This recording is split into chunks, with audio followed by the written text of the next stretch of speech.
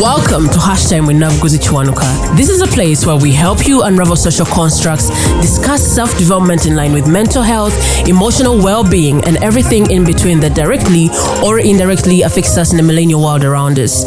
If you're hearing my voice for the first time and are the kind of person who is not scared of being a better version of yourself even if it requires you to contradict who you were 24 hours ago, consider this your virtual home. I'm your host, Navguzi Chwanuka, and I cannot wait to engage with you in the various conversations. So today I'm speaking to my friend Dami. She and I met last year at the DCN Africa Lodge in Zambia, and between the endless cackling and banter, Dami suggested that we talk about how volunteering changed her life, and it's the reason why we are here today. Of course, there are more life-changing revelations in this conversation, and I am sure, very, very sure that by the time we get to the end of the episode, you will be able to make the best decision for your life's transformation. If you're already making that decision, at least it will be a validation that you are on the right path. So, ladies and gentlemen, here is Dami. Hi, Dami. Hi, Chwanuka. How you doing? I'm okay. Are you alright? I'm alright. I'm okay. First, tell me the person you're trying to impersonate here in your image. It's just a simple name. You can just give me one name. Now this is the real me. The me. The real you. Like the watered down version of me. So this is the real me. I was trying not to be too proud. I was trying to be humble and that. I was like, the one that I saw in real person was not your real face. No, it wasn't my real face. I was trying to be humble and just, go with the flow, not be too proud and all of that stuff. Yeah, but you have come. You're welcome anyway. You're welcome. You're coming, Shaggy. Please introduce yourself to our listeners. Yes, so my name is Dami. My full name is actually Damilola, but my name is Dami. Aderohunmu. I dare people to try to pronounce that. Aderohunmu. Oh my God, Aderohunmu. Oh yeah, you tried. Yeah, you can. Tried. And what am I? Tell us. For work. For work, I am a program manager, and I like to still say that I'm a chemist because I do have a PhD in chemistry, and I feel like you wait never a minute, it's a PhD? Yes, a PhD in chemistry. So I had no idea that it was a PhD. I am very sorry for disrespecting you for the times that I've been dragging you. Please, Doc, forgive me. Forgive me, Sha. Please. You know you don't mean that. You don't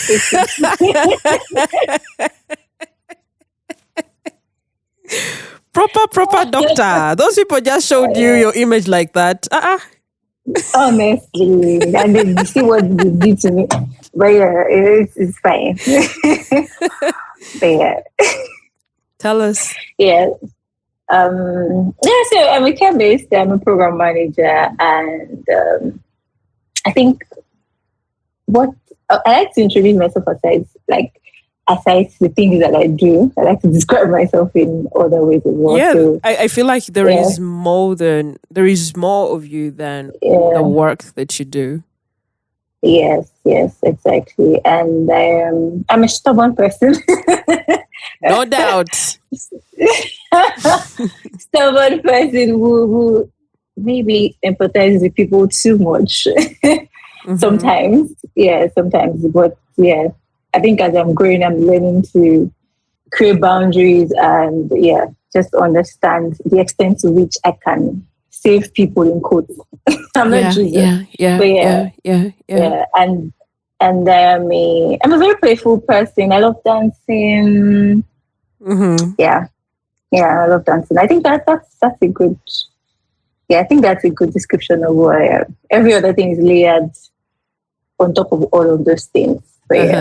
So when I asked you in the beginning, when we were trying to do the normal greeting that we do, as human beings, I think, or should I just say Africa specifically, you told me that you're okay, but I just shared with you an emotional wheel or feeling wheel. How are you really when you look at the emotional wheel? Yeah, I think the general response, especially for me, like I could be dying and you say, "Oh, how are you?" And my first response would be, "I'm okay." Like all of us. Yeah. I'm okay. I don't even have to think about it. That's the first thing that I comes out of it. So yeah, that just. But looking at this wheel, I think I'm happy. Yeah. Because today is my brother's birthday. Oh, happy That's the only birthday to brother him. that I do have in the whole world. Well, I'm married to Nigeria. Sorry, I'm not married. My dad's a Nigerian man, so you never can tell. But to the best of my knowledge, to the best of your I have knowledge, only one brother. That was very important when you added to the in the whole world. But it's very important to add to the best of your knowledge. To the best of my knowledge, so I have only one brother, and yeah, I'm happy that it's his birthday. Yeah. Then I also feel a bit of I'm trying to find the word. I have a lot. Honestly, I can't try to find the exact word that describes that. Just there's a lot on my mind. There's a lot on your mind. Yeah, and it's not catered for in the full spectrum. I'm trying to find a word that describes it like relatable. Perfectly. So I'm not over exaggerating or not. Yeah, but I think what has stimulated me? Oh, okay. Yeah. But yeah, I don't want to waste the time, but let me just describe what I feel. So it's just there's a lot going on in my head, and it's not like bad things entirely. It's just like I'm thinking about so many things at the same time: work, personal life. So at the beginning of the year, you have like all this lots of things that you want to do, and the resolutions. So I do not put pressure on myself, but I think I only pick like few things that I want to do and I want to work on. And there's a way you have this expectation of things, and then the year starts and you kind of see the goalpost is shifting. Yeah. Or you're just overwhelmed. Yeah, I think overwhelmed is the word. I'm just overwhelmed with oh my God, how do I make sure that this happens? Even though I do have like all the smaller goals to ensure that I achieve systems and all these things, but like I can be an anxious person. Yeah, I think probably that's the word. Yeah, I can be an anxious person, so I tend to just have 20 things in my head at the same time. So yeah, yeah, I really understand that. Yeah. I hope you get it all sorted. I hope so too. Yeah. When you talked about yourself as a happy and stubborn person, I don't know if I should call you a girl or a woman. Where do you fit? Oh! I'm a grown woman. Oh. What do you mean? God, I beg.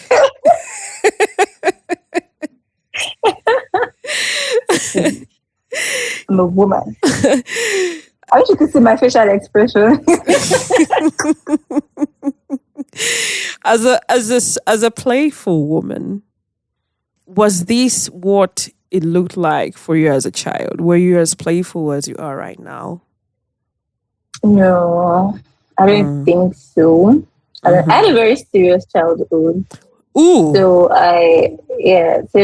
my dad is an academic or is a lecturer. Yeah, I think so. And I don't know if it's probably general. When you have a first child and all your expectations of what you want it to be is placed on them. I think I had that. I didn't used to watch TV. Like a lot of the movies that people watch are cartoons. I watched them like when I was in university when people started talking about them, so I could feel among You But I did used to not watch watch TV. movies?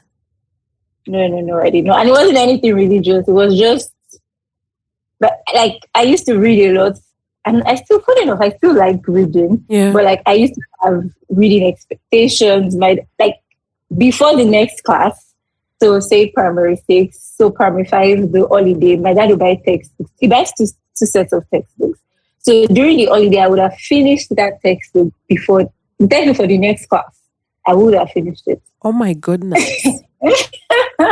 I would have finished it. So I don't think I was playful, but I used to be in my head a lot. So, and that could have been because I used to read a lot. So there were lots of books. So my dad used to make us read, but then there were lots of books around. So I liked reading too. And since I didn't used to, so I used to play with people. He didn't let us play with other people because it felt like you learn bad things from them and all of that. So I was always, and I was like the only child for close to, I think 5 years. I'm older than my immediate younger sister with 5 years. So it was just, I was in my head a lot. It was just either books. I used to write exams a lot, like just for fun. Yeah. I used to write exams just for fun. Like my dad would make me write exams just to test yourself. Can you imagine?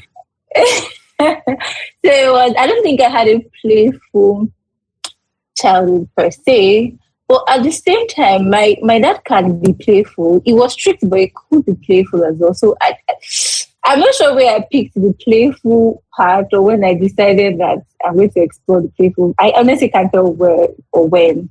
Mm-hmm. And I think it's why I'm still probably this playful. I don't care that people think that I'm playful because especially when you have like a picture or something, people have this expectation of how you should be. You should be cool, calm, collected, and body of wisdom and all of that stuff. Body of wisdom. I mean, it's not like I have a body of wisdom, but I want to play. I want to not take things too seriously. Yeah. And I don't care that people think, that sort of way because I didn't play when I was younger. Please, I'm going to play now. But and I actually wanted to discover at what point did you get to a place where you felt like there's a life outside books and I can live it.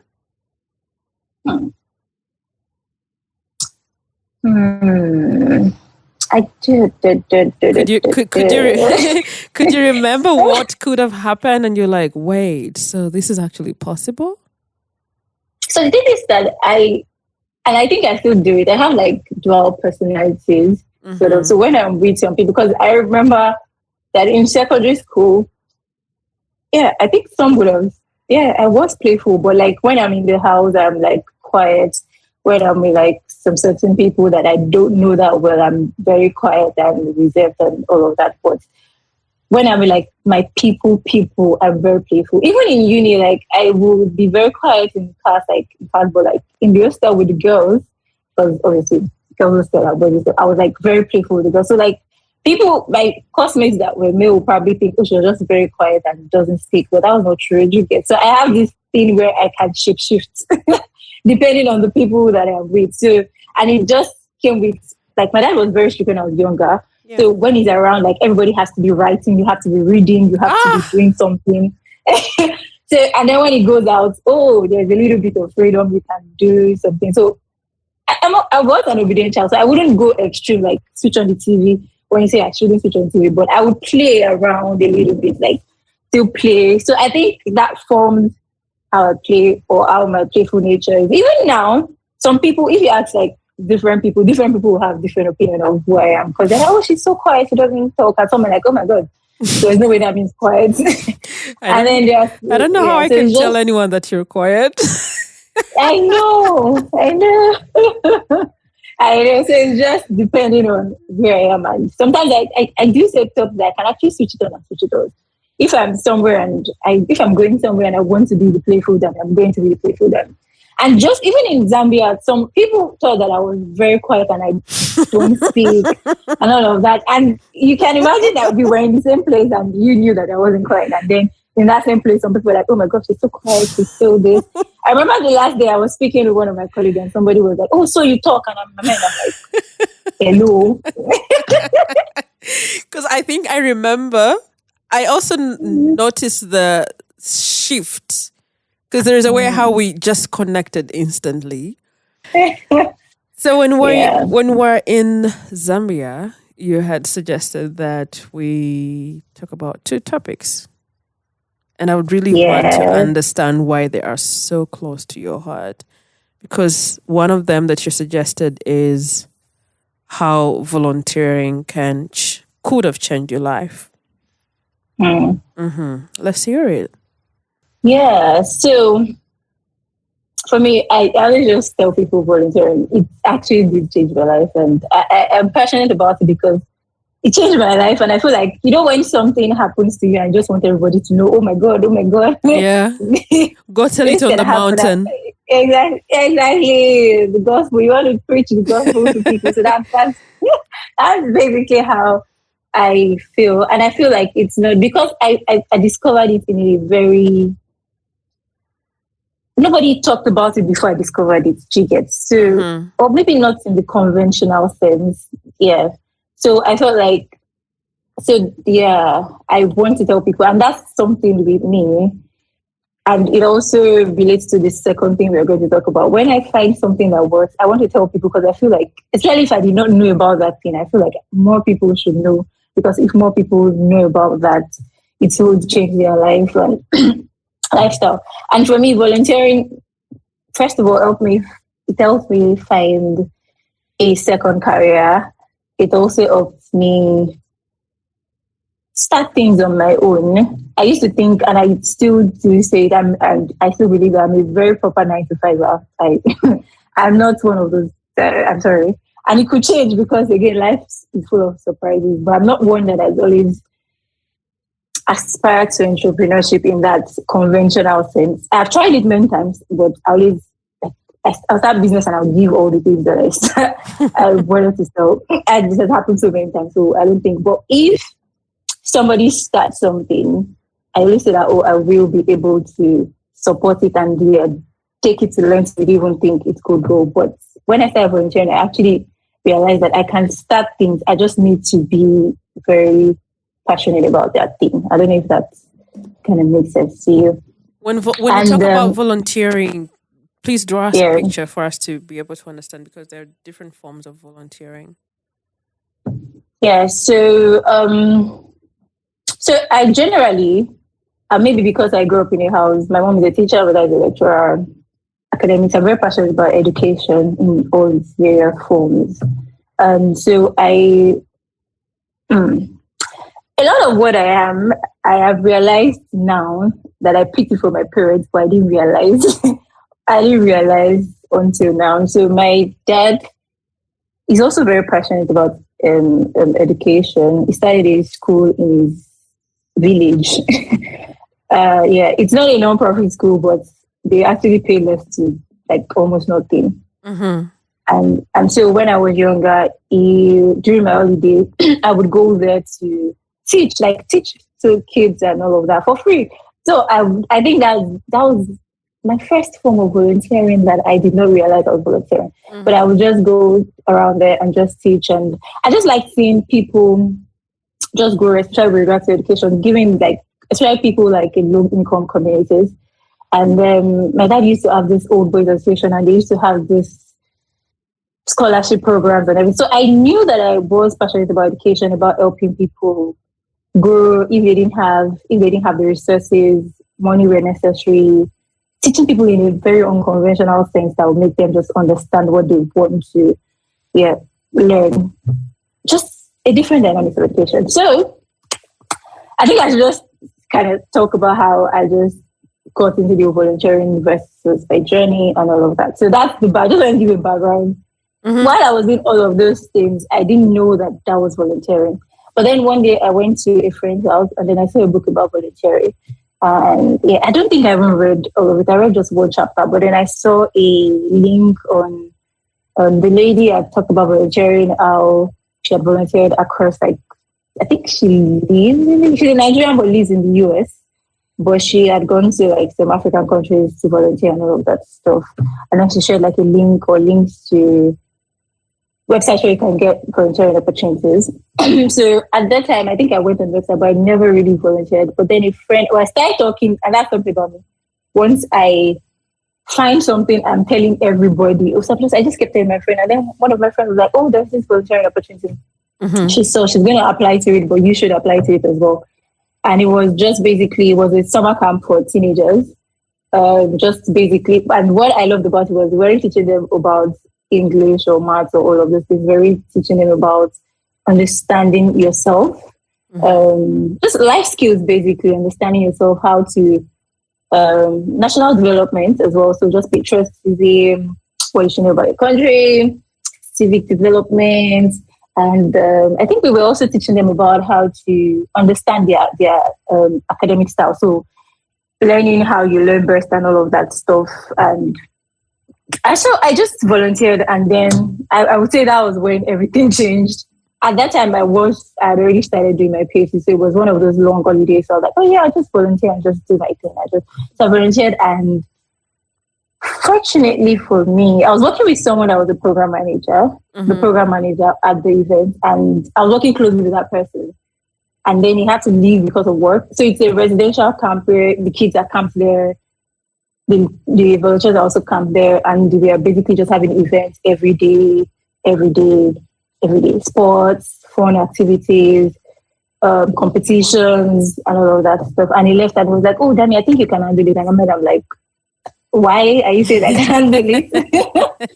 Why? What's giving you that right thing to but he said it, and even though I said no, he just told the organizers like, oh, she's gonna be handling it. And then I just had to do it. And I volunteered for that organization for more than, I stopped in 2020, that was 2016, so that's like for 4 years. 4 years? I was just, yeah. So it was for 4 years. And I volunteered in different capacities, so program manager, curriculum development, and that still goes to show education of that curriculum development, leading the curriculum development. And I just noticed that I really, aside just loving what I was doing, you would see the impact you're having on kids' lives. You would learn to hear about different stories about different people, and then you become more empathetic. I hope that's the right word. Yeah, but I would really understand it in that context. Yeah, so I became more empathetic towards people. I was giving myself, and I enjoyed giving myself. And based off of that, I just decided, you know what? I think I want to be a program manager, and I want to work with nonprofits full time. But it didn't make sense because I was doing a PhD in chemistry. So why do you want to do that? And I come from for lack of a better word, bloodline of academics and all of that stuff. So people don't get confused. I don't actually have a bloodline. It's just my dad and my mom. So what I'm hearing here is that this means that if you were stuck in academics, there is no way you would have gotten to a space of more interaction with people in this manner. Yeah. Yes, I think so, or maybe not, because I would have been volunteering more, and probably I would have had to reach out to people. And the thing is, and that's why I say the things that I was doing those things, but I didn't just realize that I was doing them in that capacity. So I have this in my neighborhood. I do this party. I throw this party for kids. Nice. New Year, Christmas, and just basically just kids have fun, dance and all of that, and just give them, like, talk to them about stuff. And I would I'd gone to public schools around me and told them that I want to tutor kids. And I just, so then I was in my PhD. So the people doing masters and PhD, I went to not recruit them, but I just kind of sold the idea to them, like, oh, we can actually just go teach these kids. During the weekends, they are preparing for major exams, and people they bought into the idea. And something that it's surprising sometimes, but yeah, when I tell people about things, people are always quick to buy into it.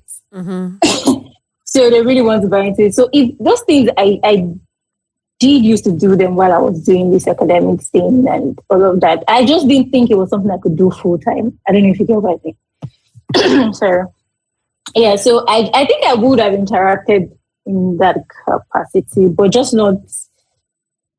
Yeah, I'll let you make a complete conclusion. I don't know. Yeah, I think I would have probably interacted with them, but I'm just not sure of the the degree, maybe the degree at which I would have been able to do that. Yeah. That's right. And then when we Yeah. talk about the part where you can change your life at any point. Yeah. I think that's where the whole PhD thing. I'm doing a PhD in chemistry and I want to do program management. That's where it comes in. So at that point I was very apprehensive because my PhD was funded by the US NIH. And I tell people that I wasn't doing badly. So it wasn't a case of I was doing bad, so I was looking for something else. I wasn't doing badly at all. I was doing quite well. I was so after a PhD you get something. There's something called a postdoc. So it's a postdoctoral fellowship. So it's just basically, you're doing research, but now you're not without supervision per se. So it's just independent research as a doctor. You get? I get it. As a doctor. Yeah. So that's what. So I had a postdoc position already waiting, and I was going to be in Nigeria and doing the postdoc, which meant that I was going to pay in dollars being here. And for Nigeria, that is great. It is. Not just Nigerians, my friend. Not just Nigerians. So that is great. But I just wasn't feeling led, if I could use that word, to continue in the academic part. But I felt like I was ruining my life in some sort of way to just change, because while I had like experience doing program management with those organizations, I felt like who am I to say I want to go do that kind of thing? And one of the fears that I had was, you're going to change your life. Like all my life up until that point has been prepped for me to get into academia. Do you get and it wasn't, I know some people might just be, I'm doing it because my parents did it. It wasn't because of that. Like I had questioned myself many times, like, are you doing this because your parents did this? Or are you doing this because you want to do it? And I knew that I wanted to do it, you get. So it just felt like, why not just go that path? You get, I was trying to look for people that had sort of changed the course of their lives. I don't know, I would read about people like in Nigeria. There was, I don't want to mention the wrong name, but there's a woman in Nigeria that she had done many businesses. Like she had worked in the furniture industry, she worked in the bank. And I really did just like her story. Like she was just, I used to be fascinated by those stories, but I didn't know that it was sort of a way to make me feel, there was just this idea in my head that I couldn't change because of my life. Like it was a taboo to change because of my life. Like you are wasting time. You're wasting all the time that you have invested into this other thing. Exactly. I think it also comes with fear of how people will view you, because this whole journey, how much time you have invested and the money getting to the level of doctorate, and then you're like, no. Yeah. I'm doing something else. So I feel like at the back of your mind, you're like, oh, what are people going to say? That's very true. Very, very true. Like that was major, very major. Like, what are people going to say? What will they say? What will they say? Like, what will they say? Am I being spoiled? That's another thing. Like, am I being spoiled? Just am I misusing my privilege? Right. Or the privilege I've had so far? So that was major. Yeah, that was major. Like I knew the moment that I decided to make that switch, but I didn't tell people. I didn't tell my parents that I had switched and gotten a job and made sure that you didn't tell them. Yeah, so I probably told a few of my friends and one of my PhD supervisors. And so I told him. No, actually, no, not okay. In my PhD journey, I met so many people. So, okay, I think I should say this. So when I had to go to Germany at some point for my PhD research, and I had this boss, very, very smart chemist that I enjoyed working on that and all of that. And then one day I was just like, let me just speak to. I know there's something about when you're outside your country where you feel less judged, you feel less attachment to people. So if I tell you, like I know you and I respect you, but I don't feel that emotionally attached to you to hold on to your, you get what I mean? hold on to your opinions if they are harsh that much. But it wasn't even an harsh person. And to be honest, we are still friends, and I'm still he's one of those people that are still very much in my life and I still respect. Yeah. So I remember telling him that, I have this thought and everything. And he's like, oh my God, go for it. And there's a difference with the way white people or maybe European people and Africans sort of view things. And he's like, oh, go for it. And the worst you have is stories to tell. I remember, and I'm like, my life is a story to tell. And he's like, you know what? If you don't like it, you go back to your PhD is waiting for you. You go back to chemistry. Chemistry is always there. And I'm like, really? Yeah. Such a carefree attitude. I wanted somebody to tell me, oh my God, you are ruining your life. Exactly. And it was like, are you sure? Why? Are you okay? Do you need someone else to talk to? Yeah. And he's like, oh, go for it. And then he went like a step further. So there was someone that he knew that had worked in like non-profits in Africa. She works in that same organization. And he's like, oh, I'll set up a meeting for you guys to meet each other. And before I knew, like, things were being in motion, were being set in motion that I didn't expect. So I spoke with her, and she was very encouraging. She looked through my CV, helped me to reframe my CV, reshape it into the industry that I want to go into. And then there was just so much support. They tried to get me a ticket to the UN in Bonn. So I was in Heidelberg in Germany. I think there was a UN center in Bonn. But I don't know, something happened and I couldn't go again. But there was so much support, and I'm like, okay, maybe this is. Yeah. I won't lie, that gave me a push, and yeah, it gave me a push that I really needed. And then I told people, because I was like, oh, that's big feelings. But I think one thing that I would tell people, if you're going to make that switch, is the journey is very personal. It's very, very personal, because between when I finished my PhD in 2020, and that was the year of the COVID, obviously, right, and getting a job in project, it was a year in between. And that year, oh my God. Oh, that year. Oh my God. That year. Oh my God. Oh my God. Oh my God. The year has a uniform for almost all of us. Yeah, sure. I think that's when it's one thing to make a decision to change the course of your life. It's another thing to not be changing it. You will be in a journey where you will learn things about yourself you didn't realize. And as bad as it might have been, that year taught me that. I already said it before then, I'm a resilient person. That year taught me that I'm a resilient person, because I could have gone back. I could have easily just gone back to chemistry. It would have been easy for me at any point. I could have just gone back. It taught you that you're resilient?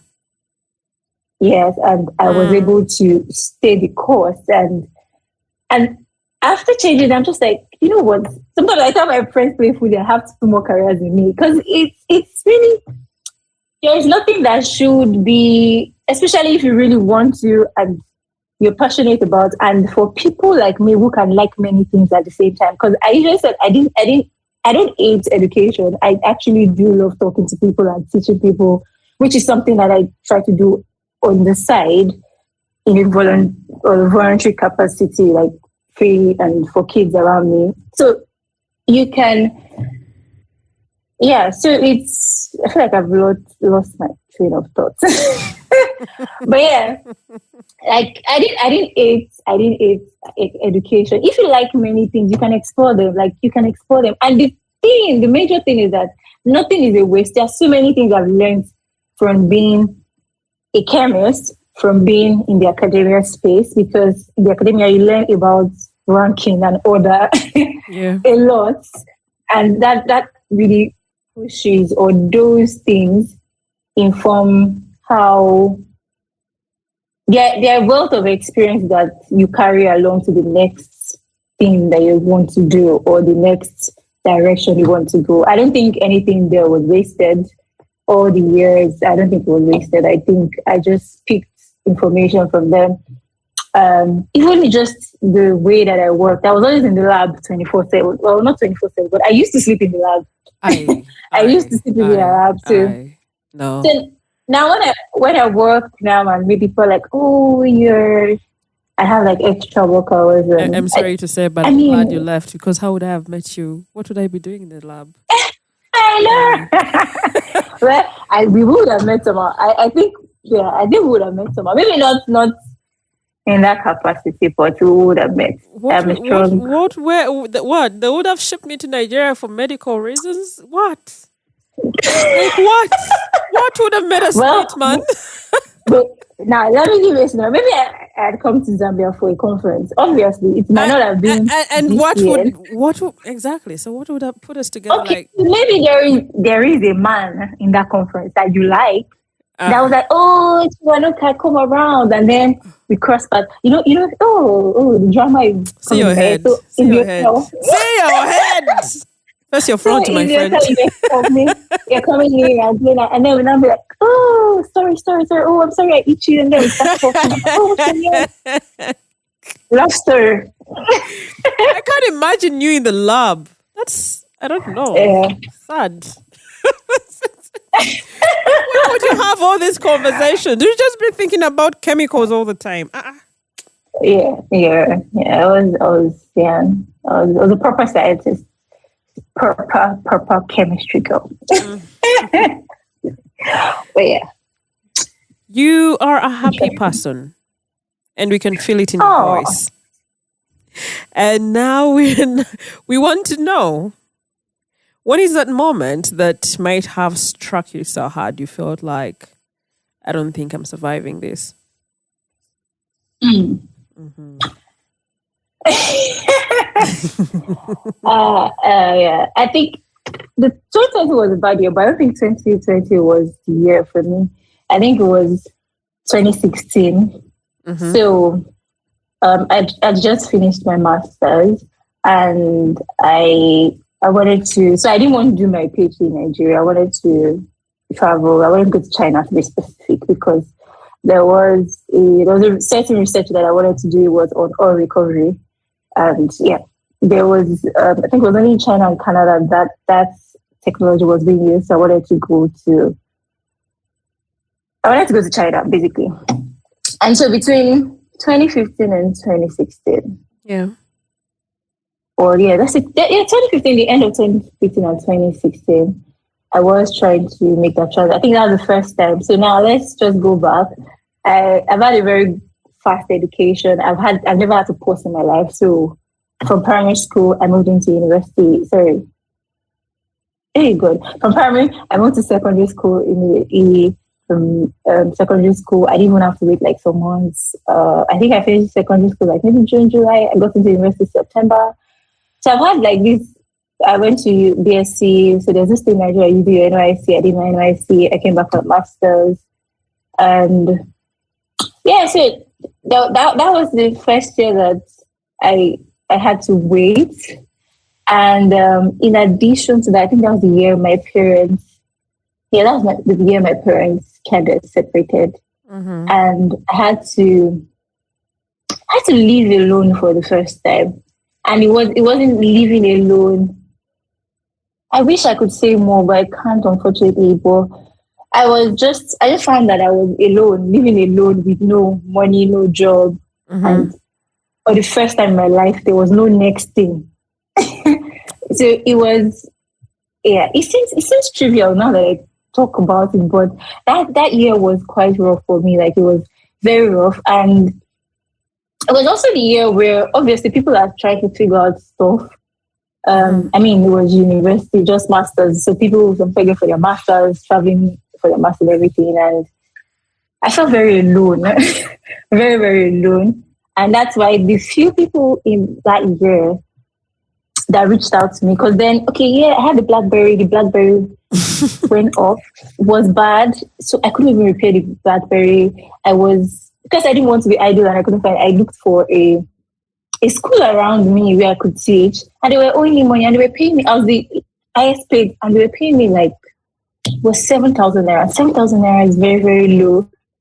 7,000 naira is like how many dollars?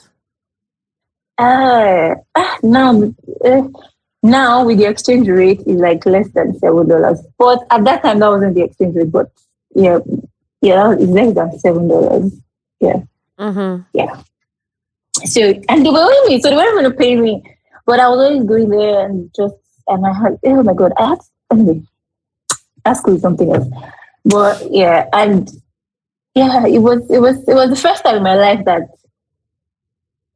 yeah, I had gone through things before, but that year was just, it was sad. I was low, the lowest of low, emotionally. And obviously my parents were separated, so they were trying to figure out their own lives at the same time too, because my mom had to like start all over again. And yeah, so nobody really cared per se about that.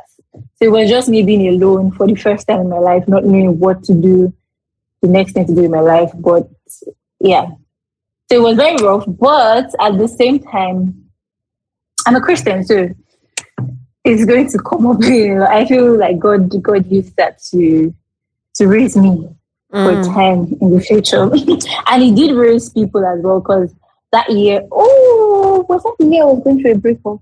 Oh my God! You were going through a breakup the same year? I think so. That was my first ever breakup as well. The same year? God, no. Yes. That same year. About that time as well. Yeah. So it was. How are you? Yeah, my God! What I'm wondering what could have been going on in your mind, seeing your parents separating, oh my God. and then there is you as well. Yeah, it was bad. Yeah, it was bad. I don't know how to. Yeah, I'm careful to not use some words, but it was really bad. It was really bad. I honestly didn't think I would survive that year. I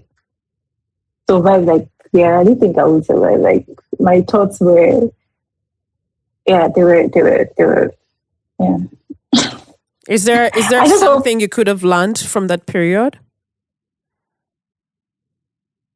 Yeah. Yeah. Sure. But it's okay. Yes, you don't really, it's not a must to learn, even when they say some experiences are just lessons. But you could also help us have a picture of what it was like for you to survive. Yeah, I think what I did learn afterwards was, as weirdly as it seems, things pass. Right. Yeah, things pass. Because when I think about my life now and think about 2016, I can't even believe that. So I tend to write I don't do that as much now, but I tend to write like my thoughts and everything. I used to write a lot then. I mean, well, what else was there for me to do? I had to write a lot. And then when I look at, so this year at the beginning of the year, I just stumbled on like my old notes and I was like, oh my God, this is dark. And I just like, yes. So like, for me to have gone through that, everything passes as weird. And even though if you had told me at that time that this will pass, I would have slapped your face. And that's not what that's not what I wanted to hear. And that's not obvious. That's not what I wanted to hear. So, but yeah, things pass, and in the midst of those things, because in that year, as bad as it was, I met some people that they didn't know what was going on in my life, right? But decided that this person, I'm going to just be interested in her. And though they do not know what the impact that had, those were moments that kept me going.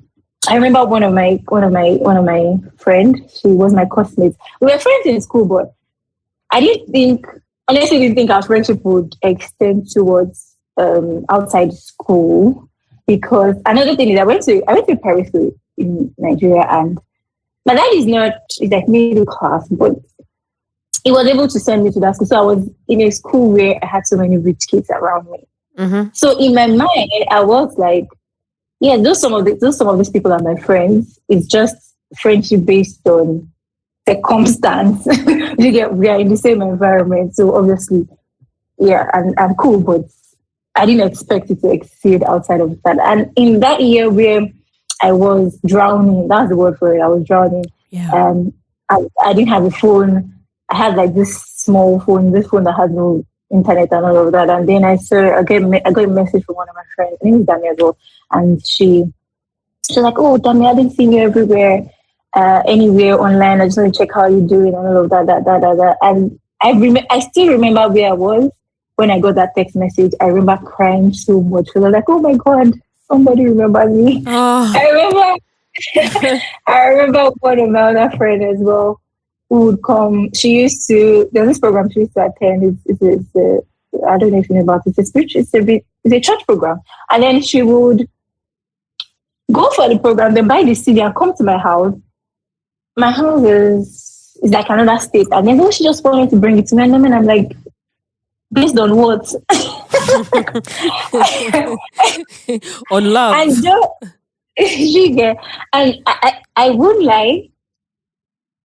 I didn't think I was lovable. I didn't think I was lovable. So people like trying to. I was going through. That's why I said I wish I could say a lot of things that I was going through that period, but I don't think I can.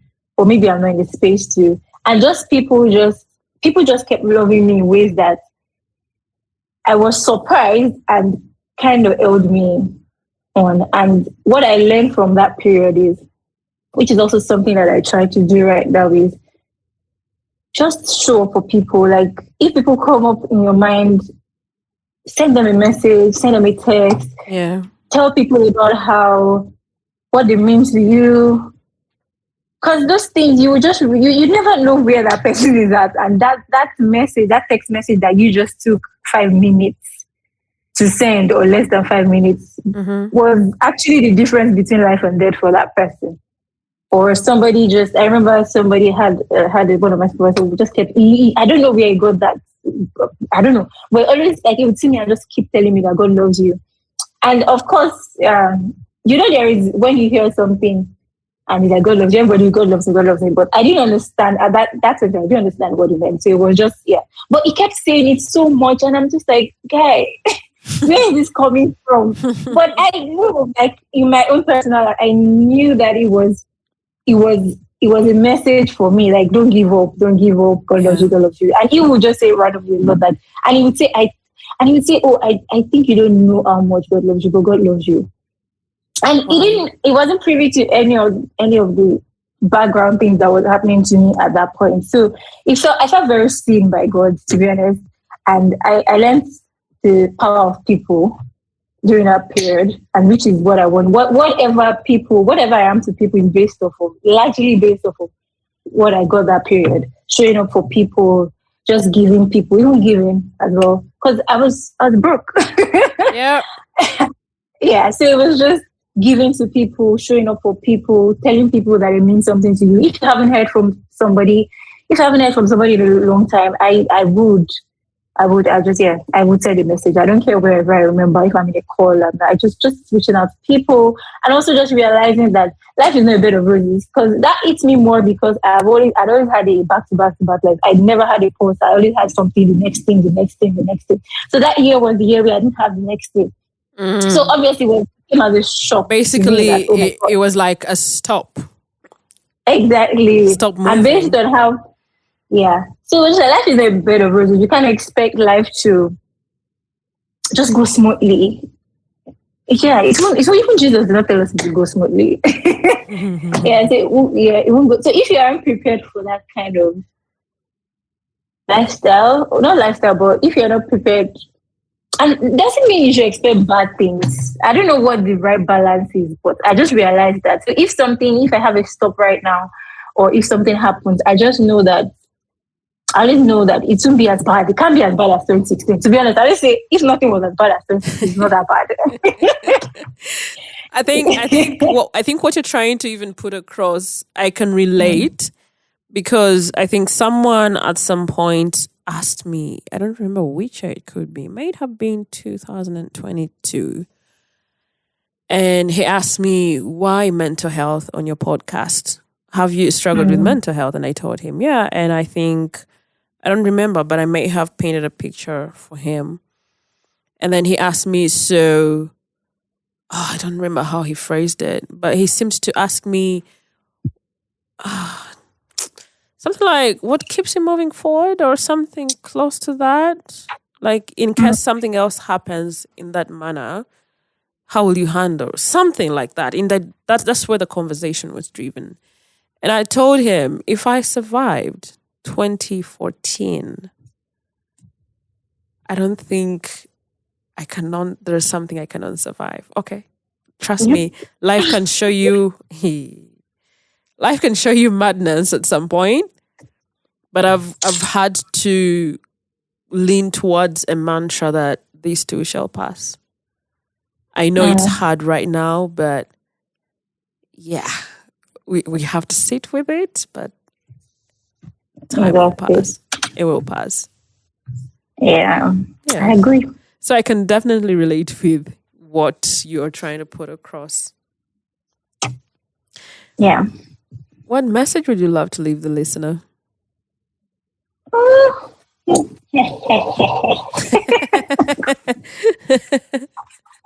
Should they play more? You want them to play more? What do you want them to do? I think what I will tell them is don't let people's expectation of you define you. You can be anything. You don't have to be the stereotypical person if you're not. So yeah, if people expect that, somebody with a PhD should be a certain way and you are not that, you don't have to fit into that stereotype. Mm-hmm. If that's not you, just do you. Define whatever you want to be by yourself. Yeah. I think that's it. So do you want to have a look back at your emotional wheel?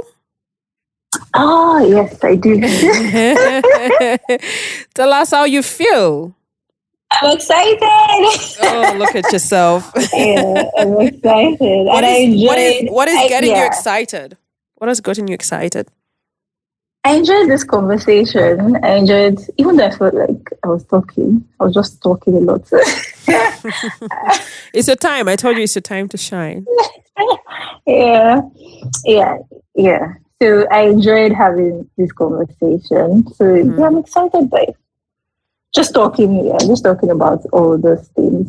I'm excited by that. And I enjoy talking to you too. So yeah. I think you are my person. Hey, I'm a badass. I'm not meant to be doing all those kind of mushy things. Oh, you go back to your laboratory, my friend. Here in the world, we feel our emotions. So thank you so much for giving us your time, Dami. Thank you too for letting me come on the podcast, because I've always wanted to do a podcast before, like one of my dreams. Oh, dreams so thank you for making my dreams come true. Send dollars. Oh, really? Did you see how my voice went down? But I think the other thing that before we close off, I feel like it's important for you to also emphasize a bit of volunteering, because this is where the whole conversation was driven from. So we could, I don't know, something off your mind? Yeah, volunteering. Yeah.